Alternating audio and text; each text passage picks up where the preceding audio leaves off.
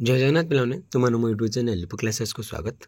आज वीडियो पे देखिए कि MDC India knowledge system unit 4 last class. तो लास्ट क्लास जो पे वास्तुशास्त्र तो आम आज क्लास में यूनिट 4 सारीदे तापर आम यूनिट 5 देखा। तो पे कौन रही वास्तुशास्त्र। तो वास्तुशास्त्र कौन रही भल भाव जाना। तो डेन चल पे क्लास को स्टार्ट करवा। तो देख पे वास्तुशास्त्र हूँ स्थापत्य और निर्माण एक प्राचीन भारतीय विज्ञान जहाँ प्राकृतिक उपादान सहित बिल्डिंग को संरक्षित कर सुसंगत रहा और कार्यस्थान को सृष्टि करने पर ध्यान दी था। तो वास्तुशास्त्र कहले पे कौन बुझे ना स्थापत्य और निर्माण से गोटे प्राचीन भारतीय विज्ञान जो स्थापत्य जोटा आम बिल्डिंग तैयारी करुचे कि गोटे घर तैयारी करुचे कि गोटे जिन निर्माण तैयारी करुचे है जमी पोलो विभिन्न प्रकार रास्ता आम माने विभिन्न प्रकार सब आम कौन निर्माण करुचे।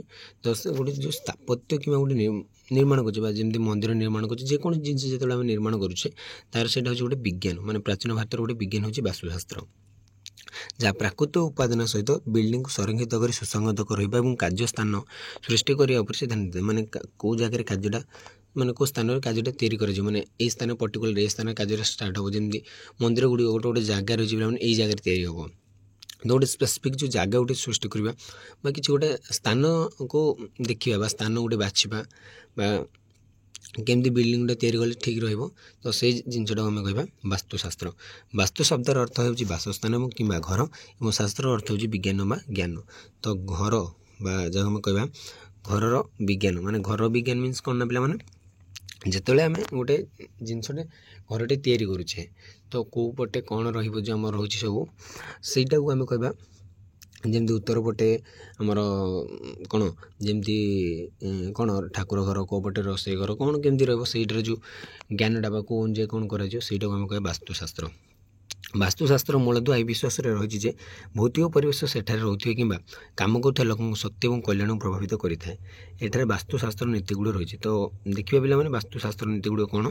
तो वास्तुशास्त्र कहना कौन ना पे आउे मुझे कहीदे ना आम जो घर तैयारी करें कि गोटे मंदिर तैयारी करें जेकोसी किसी तैयारी ना करें से किसी ना गोटे वास्तु माने किसी घर है गोटे बासस्थान कि घर गोटे घर तो जो गोटे विज्ञानटे सेठारे दरकार होता है किसी गोटे ज्ञान दरकार होता है कहवा वास्तुशास्त्र। तो जो वास्तुशास्त्र नीति गुड़े रही देख प्रथम है 5टी उपादान। तो प्रथम आमको कौन दरकार 5टी उपादान दरकार। वास्तु यही विश्वास पर आधारित जे ब्रह्मांड 5टी मौलिक उपादान ने गठित और से गुड़ मध्य प्रत्येक कोठार निर्माण में गुरुत्वपूर्ण भूमिका ग्रहण करे। तो जब आम देखा ना वास्तु यही विश्वास पर आधारित वास्तु को विश्वास पर आधारित पे ना ब्रह्मांड 5टी मौलिक उपादान गठित और प्रत्येक एठारे कोठार निर्माण में गुरुत्वपूर्ण भूमिका ग्रहण करे। तो 5टी मौलिक उपादान ने गठित आमर कौन ब्रह्मांड एगुड़ी कौन ना प्रत्येक गोटे कोठार निर्माण गुरुत्वपूर्ण भूमिका ग्रहण करती। एक समन्वयपूर्ण परिवेश एक स्थान मध्य ये उपादान गुड़ उपयुक्त संतुलन गुरुत्वपूर्ण। तो गोटे समन्वय परिवेश जो गोटे ठीक ठाक परिवेश आमको गोटे स्थान मध्य जो 5टी उपादान निहाती भाव दरकार। से 5टी उपादान हूँ पृथ्वी। तो पृथ्वी स्थिरता और सहायतार प्रतीक जे कि आम पृथ्वी माने कौन आम स्थिरता और सहायतार प्रतीक जे आमको साहाय्य कर। जल समृद्धि और जीवन प्रतीक सतपथ देख जल ही जीवन आमर। अग्नि शक्ति और स्वास्थ्य प्रतीक अग्नि हूँ कौन शक्ति और स्वास्थ्य प्रतीक। वायु गति जोगाजोग और सुस्थतार प्रतीक। से भाई महाकाश आकाश ब्रह्मांड विशालता और उन्मुक्तता को प्रतिनिधित्व करे। तो ये 5टी उपादान आमको निहाती परिमाण में दरकार। तो आमको जल दरकार आमको कौन पृथ्वी दरकार आमको अग्नि दरकार आमको वायु दरकार और आमको महाकाश आकाश दरकार। तो आसला 8टी दिग दरकार पे देख ये स्थान को 8टी दिग जमी उत्तर दक्षिण पूर्व पश्चिम उत्तर पूर्व उत्तर पश्चिम दक्षिण पूर्व और दक्षिण पश्चिम विभक्त करें। तो आमको केतोटी दिग दरकार ना 8टी दिग दरकार। तो समस्त जानते पे 8टी दिग।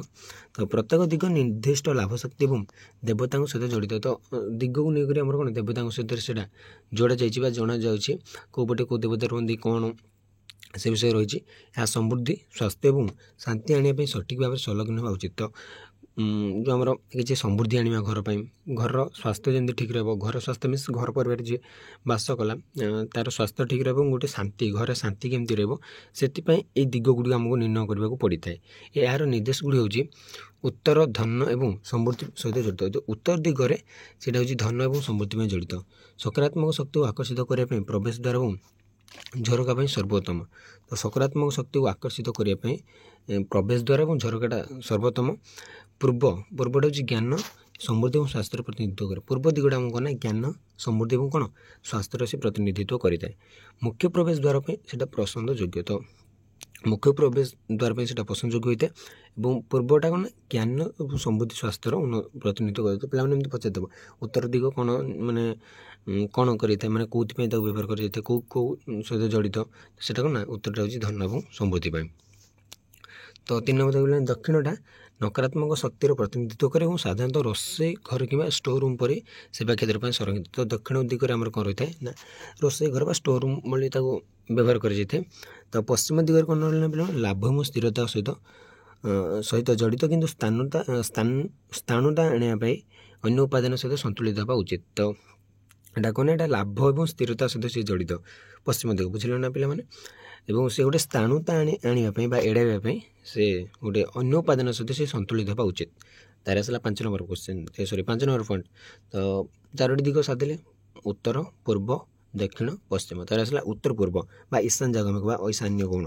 ତ ଏଇଟା ଆଧ୍ୟାତ୍ମିକ ଅଭିବୃଦ୍ଧି ଏବଂ ସ୍ୱାସ୍ଥ୍ୟ ସହିତ ଜଡ଼ିତ। ଏଇଟା ଆଧ୍ୟାତ୍ମିକ ଅଭିବୃଦ୍ଧି ତା ସହିତ ସ୍ୱାସ୍ଥ୍ୟ ସହିତ ସେ ଜଡ଼ିତ ହୋଇ ରହିଥାଏ।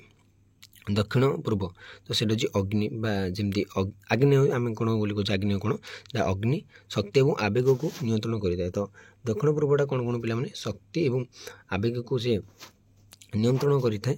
ତ ଦକ୍ଷିଣ ପଶ୍ଚିମ କ'ଣ କରିଥାଏ ପିଲାମାନେ ସ୍ଥିରତା, ଶକ୍ତି ଏବଂ ସମ୍ପର୍କର ପ୍ରତିନିଧିତ୍ୱ କରିଥାଏ। ସ୍ଥିରତା, ଶକ୍ତି ଏବଂ ସମ୍ପର୍କର ପ୍ରତିନିଧିତ୍ୱ କିଏ କରିଥାଏ ଦକ୍ଷିଣ ପଶ୍ଚିମ ଦିଗ। ତାର ଆସିଲା 8 ନମ୍ବର ବା ଶେଷ ଦିଗ ଯେଉଁଟା ଆମର ରହିଲା ଉତ୍ତର ପଶ୍ଚିମଟା ହେଉଛି ବା ବାୟବ୍ୟ କୋଣ ଯାହାକୁ ଆମେ କହୁ ଯୋଗାଯୋଗ ଏବଂ ନେଟୱାର୍କିଂକୁ ସେ ପ୍ରଭାବିତ କରିଥାଏ। ତ ସେ ଯେଉଁ 8ଟା ଦିଗ ରହିଛି ସେ କ'ଣ କରିଥାଏ ଏଇଟା ମନେ ରଖିଥାଉ ପିଲାମାନେ ହେଲା। ଆସିଲା ପିଲାମାନେ ବାସ୍ତୁ ପୁରୁଷ ମଣ୍ଡଳ ଏହା ଏକ ଅଟ୍ଟାଳିକାର ପ୍ରତୀକାତ୍ମକ ବ୍ଲୁ ପ୍ରିଣ୍ଟ ଯାହାର ସ୍ଥାନ ଶକ୍ତି କ୍ଷେତ୍ରକୁ ପ୍ରତିନିଧିତ୍ୱ ଯାହା ସ୍ଥାନର ଶକ୍ତି କ୍ଷେତ୍ରକୁ ପ୍ରତିନିଧିତ୍ୱ ଗୋଟେ ସ୍ଥାନର ଶକ୍ତି କ୍ଷେତ୍ର ପ୍ରତିନିଧିତ୍ୱ କରିଥାଏ ନା ବାସ୍ତୁ ପୁରୁଷ ମଣ୍ଡଳ। ଏହା ଏକ ବର୍ଗାକାର ଗ୍ରିଡ୍ ଯାହା ଅଞ୍ଚଳ ବିଭିନ୍ନ ଜୋନ୍ ବିଭକ୍ତ କରିଥାଏ। ପ୍ରତ୍ୟେକଟି ଗୋଟେ ଦିଗ ଅନୁରୂପ ଉପାଦାନକୁ ପ୍ରତିନିଧିତ୍ୱ କରିଥାଏ। କ'ଣ କହିଲେ ନା ପିଲାମାନେ ଏଠାରେ ନା ଏହା ଗୋଟେ ବର୍ଗାକାର ଗ୍ରିଡ୍ ଆମର ଯେଉଁ ବାସ୍ତୁ ପୁରୁଷ ମଣ୍ଡଳ ଅଛି ତ ସେଇଟା ଗୋଟେ ହେଉଛି ଆମର ବର୍ଗାକାର ଗ୍ରିଡ୍ ଯାହାକି ଗୋଟେ ଅଞ୍ଚଳକୁ ବିଭିନ୍ନ ଜୋନ୍ରେ ସେ ବିଭକ୍ତ କରିଦେଇଥାଏ। ଗୋଟେ ଅଞ୍ଚଳକୁ ଭିନ୍ନ ଭିନ୍ନ ଜୋନ୍ରେ ବିଭକ୍ତ କରିଦିଏ। ତା ସହିତ ପ୍ରତ୍ୟେକଟି ଗୋଟେ ଦିଗ ଏବଂ ଅନୁରୂପ ଉପାଦାନକୁ ସେ ପ୍ରତିନିଧିତ୍ୱ କରିଥାଏ। କୋଠରୀ, ଦ୍ୱାର, ଝରକା ଏବଂ ଆସବାବପତ୍ରର ସ୍ଥାନ ବାସ୍ତୁ ପୁରୁଷ ମଣ୍ଡଳର ନୀତି ସହିତ ମେଳ ଖାଇବା ଉଚିତ। କୋଠରୀ ଆମର ଠିକ୍ ଦ୍ୱାର, ଝରକା ଏବଂ ଆସବାବପତ୍ର ଯେଉଁ ସ୍ଥାନଟା ବାସ୍ତୁ ପୁରୁଷ ମଣ୍ଡଳର ନୀତି ସହିତ ମାନେ କେଉଁ ସାଇଡ଼୍ କୋଠରୀ ରହିବ, କେଉଁ ସାଇଡ଼୍ ଦ୍ୱାର ରହିବ, କେଉଁ ସାଇଡ଼୍ ଝରକା ରହିବ, ଏଇ ଯେଉଁ ପଏଣ୍ଟ ଗୁଡ଼ିକ ରହିଲା ଏଗୁଡ଼ିକ ସହିତ ଆମର କ'ଣ ବାସ୍ତୁ ପୁରୁଷ ମଣ୍ଡଳ ମଧ୍ୟ ମେଳ ଖାଇବା ଉଚିତ ହେଲା। ତାର ଆସିଲା ଅଭିମୁଖୀକରଣର ଗୁରୁତ୍ୱ। ବାସ୍ତୁଶାସ୍ତ୍ରରେ କୋଠାର ଅଭିମୁଖୀକରଣ ସହିତ ଦ୍ୱାର, ଝରକା ଏବଂ କୋଠରୀ ଗୁଡ଼ିକର ସ୍ଥାପନ ଗୁରୁତ୍ୱପୂର୍ଣ୍ଣ। ତ ଏଗୁଡ଼ିକ ନିହାତି ଦରକାର, ଆମକୁ ଦ୍ୱାର ଦରକାର, ଝରକା ଦରକାର। ପ୍ରବେଶ ଦ୍ୱାରଟି ଆଦର୍ଶ ଭାବରେ ଉତ୍ତର କିମ୍ବା ପୂର୍ବ ଦିଗ ମୁହଁ କରି ରହିବା ଉଚିତ। ତ ଆମର ପ୍ରବେଶ ଦ୍ୱାରଟା କେଉଁପଟେ ରହିବା ଦରକାର ଉତ୍ତର କିମ୍ବା ପୂର୍ବ ଦିଗ ରହିବା ଉଚିତ ବା ମୁହଁ କରି ରହିବା ଉଚିତ, କାରଣ ଏହି ଦିଗ ଗୁଡ଼ିକ ଶୁଭ ବୋଲି ବିବେଚନା କରାଯାଏ। ତ ଏହି ଦିଗ ଗୁଡ଼ିକୁ ଶୁଭ ଦିଗ ବୋଲି ବିବେଚନା କରାଯାଏ ଏବଂ ଏଗୁଡ଼ିକ ଉତ୍ତର କିମ୍ବା ପୂର୍ବ ମାନେ କ'ଣ ଦିଗରେ ରହିବା ଦରକାର। ତ ଯେତେବେଳେ ଦକ୍ଷିଣ ପଶ୍ଚିମ ସାଧାରଣତଃ ଷ୍ଟୋରେଜ୍ କିମ୍ବା ମାଷ୍ଟର ଶୟନ କକ୍ଷ ପରି ଭାରି ଜିନିଷ ପାଇଁ ସଂରକ୍ଷିତ ହୋଇଥାଏ। ତ ଦକ୍ଷିଣ ପଶ୍ଚିମଟା ଏଇଟା ଆମର ଷ୍ଟୋରେଜ୍ କିମ୍ବା ମାଷ୍ଟର ଶୟନ କକ୍ଷରେ ଆମେ ତାକୁ ବ୍ୟବହାର କରିପାରିବା, ମାନେ ଷ୍ଟୋରେଜ୍ କ୍ଷେତ୍ରରେ ତାକୁ ଆମେ ବ୍ୟବହାର କରିପାରିବା। ଆସିଲା କୋଠରୀ ବିନ୍ୟାସ। ପିଲାମାନେ ଦେଖ କୋଠରୀ ବିନ୍ୟାସ ଗୁଡ଼ିକ ଏହିପରି ଯେ ଲିଭିଂ ରୁମ୍ ଯେଉଁଟାକି ସକାରାତ୍ମକ ଶକ୍ତି ଏବଂ ସୌହାର୍ଦ୍ଦ୍ୟକୁ ସେ ପ୍ରୋତ୍ସାହିତ କରୁଥିବା ଘରର ଉତ୍ତର ପୂର୍ବ କିମ୍ବା ପୂର୍ବରେ ରହିବା ଉଚିତ। ତ ଲିଭିଂ ରୁମ୍ଟା ଗୋଟେ ମାନେ ଯେଉଁଟା ଆମେ ରହିବା ସମସ୍ତେ କିଛି ମିଶିକରି ତ ସେଇଟା ଆମର ଉତ୍ତର ପୂର୍ବ କିମ୍ବା ପୂର୍ବରେ ରହିବା ଉଚିତ। ତ ରୋଷେଇ ଘରଟା କ'ଣ ନା ଆଦର୍ଶ ଭାବେ ଏହା ଘର ଦକ୍ଷିଣ ପୂର୍ବ କୋଣରେ ରହିବା ଉଚିତ। ତ ରୋଷେଇ ଘରଟା ଆମର କେଉଁଠି ରହିବା ଦରକାର ନା ଦକ୍ଷିଣ ପୂର୍ବ କୋଣରେ ରହିବା ଦରକାର ହେଲା। ପିଲାମାନେ କ'ଣ ନା ରୋଷେଇ ଘରଟା ଆମର ଯେଉଁ ଲିଭିଂ ରୁମ୍ ଯେଉଁଟା ସବୁ ରହିବେ ସେଇଟା ଆମର ଉତ୍ତର ପୂର୍ବ ଦିଗରେ ବା ପୂର୍ବ ଦିଗରେ ରହିବା ଉଚିତ, କାରଣ ଅଗ୍ନିର ପ୍ରତୀକ। ତ ସେଥିପାଇଁ ରୋଷେଇ ଘରଟା ଆମର କେଉଁ ପଟେ ରହିବା ଦରକାର ନା ଦକ୍ଷିଣ ପୂର୍ବ ଦିଗ ରହିବ। ସେଇଟା ହେଉଛି ଆମର ଅଗ୍ନିର ପ୍ରତୀକ। ଚୁଲା ପୂର୍ବ ଦିଗ ମୁହଁ କରି ରହିବା ଉଚିତ। ଶୟନ କକ୍ଷ, ମାଷ୍ଟର ଶୟନ କକ୍ଷ ଦକ୍ଷିଣ ପଶ୍ଚିମ ଦିଗ ରହିବା ଉଚିତ। ପଶ୍ଚିମ କିମ୍ବା ଦକ୍ଷିଣ ପୂର୍ବ କୋଣରେ ଉଚିତ, ଯାହାଦ୍ୱାରା ନକାରାତ୍ମକ ଶକ୍ତି ଦ୍ୱାରା ସେ ଘରେ ବ୍ୟାପିବାରୁ ସେ ରୋକାଯାଇପାରିବ। ଯେଉଁ ନକାରାତ୍ମକ ଶକ୍ତି ଆମେ ରୋକିପାରିବା ଯଦି ଆମେ ଏଇଭଳି ଭାବରେ ଘର ତିଆରି କରିବା। ତ ତାପରେ ଆସିଲା ରଙ୍ଗ ଏବଂ ସାମଗ୍ରୀ। ନିର୍ମାଣରେ ବ୍ୟବହୃତ ରଙ୍ଗ ଏବଂ ସାମଗ୍ରୀ ମଧ୍ୟ ବାସ୍ତୁର ଏକ ଭୂମିକା ଗ୍ରହଣ କରିଥାଏ। ଯେଉଁ ଆମର ଯାହା ଯାହା ବ୍ୟବହୃତ ହେଉଛି ଯେତେବେଳେ ନିର୍ମାଣ କରାଯାଉଛି ରଙ୍ଗ କିମ୍ବା ସାମଗ୍ରୀ ଗୋଟେ ଘରଟି ତିଆରି କରାଯାଉଛି ସେଗୁଡ଼ିକ ମଧ୍ୟ ଗୋଟେ ବାସ୍ତୁରେ ଗୋଟେ ଭୂମିକା ଗ୍ରହଣ କରିଥାଏ। କ'ଣ ଭୂମିକା ଗ୍ରହଣ କରିଥାଏ ପିଲାମାନେ? ନା ସ୍ଥାନର ସକାରାତ୍ମକ ଶକ୍ତିକୁ ବୃଦ୍ଧି କରିବା ପାଇଁ ମୃତ୍ତିକା ସ୍ୱରୂପ ପ୍ରାକୃତିକ ପଦାର୍ଥ ଏବଂ ନିର୍ଦ୍ଦିଷ୍ଟ ରଙ୍ଗ ବ୍ୟବହାର କରାଯାଏ। ଗୋଟେ କିଛି ନିର୍ଦ୍ଦିଷ୍ଟ ରଙ୍ଗ ମାନେ ସେଟାକୁ ଜଣାଯାଏ କେଉଁ ରଙ୍ଗଟା ଠିକ୍ ହେବ ଏବଂ କ'ଣ ପାଇଁ ସେଗୁଡ଼ିକୁ ବ୍ୟବହାର କରାଯାଏ। ବାସ୍ତୁ ନିର୍ଦ୍ଦେଶ ଉପରେ ଆଧାର କରି ନିର୍ଦ୍ଦିଷ୍ଟ ରଙ୍ଗ ଏବଂ ସାମଗ୍ରୀ ବ୍ୟବହାର କରିବାକୁ ପରାମର୍ଶ ଦିଏ। ତ ବାସ୍ତୁ ନିର୍ଦ୍ଦେଶ ଉପରେ ସେ ଆଧାର କରି ନିର୍ଦ୍ଦିଷ୍ଟ ରଙ୍ଗ ଏବଂ କିଛି ସାମଗ୍ରୀ ଉପରେ ସେ ପରାମର୍ଶ ମାନେ ଏଇ ନିର୍ଦ୍ଦିଷ୍ଟ ସାମଗ୍ରୀ ବ୍ୟବହାର କର ବା ଏଇ ରଙ୍ଗଟାକୁ ତୁମେ ବ୍ୟବହାର କର ତୁମ ଘରରେ। ଉଦାହରଣ ସ୍ୱରୂପ ଧଳା ହାଲୁକା ରଙ୍ଗ ଉତ୍ତର ପୂର୍ବ ପାଇଁ ଉପଯୁକ୍ତ ହୋଇଥାଏ। ତ ଧଳାଟା ବା ହାଲୁକା ରଙ୍ଗଟା ଆମର ଉତ୍ତର ପୂର୍ବ ପାଇଁ ଉପଯୁକ୍ତ ହୋଇଥାଏ। ମୃତ୍ତିକା ସ୍ୱର ଏବଂ ହଳଦିଆଟା ଦକ୍ଷିଣ ପୂର୍ବ ଏବଂ ଦକ୍ଷିଣ ପଶ୍ଚିମରେ ଭଲ କାମ କରିଥାଏ। ଦକ୍ଷିଣ ପୂର୍ବ ଏବଂ ଦକ୍ଷିଣ ପଶ୍ଚିମ ପଟେ ଆମର ମୃତ୍ତିକା ସ୍ୱର ଏବଂ ହଳଦିଆଟା ଭଲ କାମ କରିଥାଏ। ସେମିତି କାଠ ସାମଗ୍ରୀକୁ ପ୍ରାକୃତିକ ଶକ୍ତି ପାଇଁ ଶୁଭ ବୋଲି ବିବେଚନା ହୋଇଥାଏ। ତ କାଠ ସାମଗ୍ରୀକୁ ଆମେ ଶୁଭ ବୋଲି ମାନିଥାଉ। ତାର ଆସିଲା 7 ନମ୍ବର ବାୟୁ ସଞ୍ଚାଳନ ଏବଂ ଆଲୋକୀକରଣ। ତ ସକାରାତ୍ମକ ଶକ୍ତିର ନିରନ୍ତର ପ୍ରଭାବ ସୂଚିତ କରିବା ପାଇଁ ବାସ୍ତୁରେ ଉପଯୁକ୍ତ ବାୟୁ ସଞ୍ଚାଳନ ଓ ପ୍ରାକୃତିକ ଆଲୋକ ଆବଶ୍ୟକ। ତ ଯେତେବେଳେ ଆମେ ସକାରାତ୍ମକ ଶକ୍ତିକୁ ଯେତେବେଳେ ଦୂର କରିବାକୁ ଚାହୁଁଛେ ତ ସେଥିପାଇଁ ଆମକୁ ନା ବାୟୁ ଚଳାଚଳ ଏବଂ ପ୍ରାକୃତିକ ଆଲୋକ ମଧ୍ୟ ଆମକୁ ଦରକାର ହୋଇଥାଏ। ବିଶେଷ କରି ଉତ୍ତର ଏବଂ ପୂର୍ବ ଦିଗରେ ଝରକା ଏବଂ ଦ୍ୱାରଗୁଡ଼ିକୁ ପର୍ଯ୍ୟାପ୍ତ ଆଲୋକ ଏବଂ ସତେଜ ବାୟୁକୁ ଅନୁମତି ଦେବା ଉଚିତ। ତ ବିଶେଷ କରି ଆମେ ଉତ୍ତର ଏବଂ ପୂର୍ବ ଦିଗରେ ଝରକା କିଛିଟା ରଖିବା ଦରକାର ଏବଂ ଦ୍ୱାରଗୁଡ଼ିକୁ ପର୍ଯ୍ୟାପ୍ତ ଆଲୋକ ଏବଂ ସତେଜ ବାୟୁକୁ ଆମେ ଅନୁମତି ଦେବା ଉଚିତ। ଆସିଲା ସ୍ୱାସ୍ଥ୍ୟ ପାଇଁ ବାୟୁ ଉପଯୁକ୍ତ ବାସ୍ତୁ ବାସିନ୍ଦାଙ୍କ ସ୍ୱାସ୍ଥ୍ୟ ଉପରେ ମଧ୍ୟ ପ୍ରଭାବ ପକାଇପାରେ। ଉପଯୁକ୍ତ ବାସ୍ତୁଟା ବାସିନ୍ଦା ମାନେ ଯିଏ ରହେ ସେ ଘରେ ତାଙ୍କ ସ୍ୱାସ୍ଥ୍ୟ ଉପରେ ମଧ୍ୟ ପ୍ରଭାବ ପକାଇପାରେ। ତ ଶଯ୍ୟାର ଦିଗ ରୋଷେଇ ଘରର ଅବସ୍ଥିତି ଏବଂ କାର୍ଯ୍ୟସ୍ଥଳ ବିନ୍ୟାସ ଭଳି କାରକ ଗୁଡ଼ିକୁ ସାମଗ୍ରିକ ସୁସ୍ଥତାରେ ସେ ଯୋଗଦାନ କରିଥାଏ। ତ କ'ଣ କହିଲେ ନା ପିଲାମାନେ ଯଦି ଆମେ ଉପଯୁକ୍ତ ବାସ୍ତୁକୁ ନ ଦେଖିକରି ଯଦି ଗୋଟେ ଘର ଆମେ ତିଆରି କରିଦେବା ତ ସେଇଟା ଆମ ସ୍ୱାସ୍ଥ୍ୟ ଉପରେ ବହୁତ ପରିମାଣରେ ସେ ପ୍ରଭାବ ଦ୍ୱାରା ପକାଇବ। ତ ସେଥିପାଇଁ ଶଯ୍ୟାର ଦିଗ ଆମେ କେଉଁ ପଟେ ଶୋଇବା ମାନେ କେଉଁ ପଟେ ରୁମ୍ ତିଆରି କରିବା କେଉଁ ପଟେ ମୁଣ୍ଡ କରି ଶୋଇବା ରୋଷେଇ ଘର ଅବସ୍ଥିତ କେଉଁଠି କ'ଣ ରଖିବା ତ କାର୍ଯ୍ୟସ୍ଥଳ ବିନ୍ୟାସ କେମିତି କ'ଣ କରିବା ତ ଏଇଗୁଡ଼ିକ ମଧ୍ୟ କ'ଣ ଗୋଟେ ଫ୍ୟାକ୍ଟର ହୋଇଥାଏ ଆମର କ'ଣ ଯେତେବେଳେ ଆମେ ବାସ୍ତୁଶାସ୍ତ୍ର ପାଇଁ। ତ 9 ନମ୍ବର ଆସିଲା ବାସ୍ତୁ ଏବଂ ଆଧୁନିକ ସ୍ଥାପତ୍ୟ।